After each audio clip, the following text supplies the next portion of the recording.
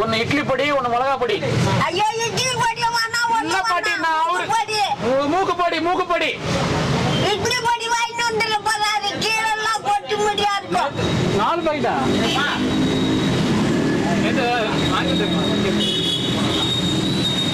ஒரு நாள் அப்படிதான் கீழே கொட்டிட்டேன் பூராத்தையும் மிளகா பொடிய. மிளகா பொடி வாங்கி வந்து கொடுத்தாங்களா? பின்ன நான் இட்லி பொடி வாங்கிட்டு வந்து குடிக்க சொல்லிட்டேன். உங்க ஜாதிக்கு தான் அடுக்கும் உன் பேச்சு, எனக்கு அடிக்காது. நீ என்ன எந்த ஜாதியா நீ? போ உங்க ஜாதியோட போய். நீ எந்த ஜாதியா? இந்த வயசுலயே ஜாதியை பத்தி பேசி நீ உன் ஜாதியோட நீ போப்பா, எனக்கு வாங்க. நீ என்ன ஜாதியா?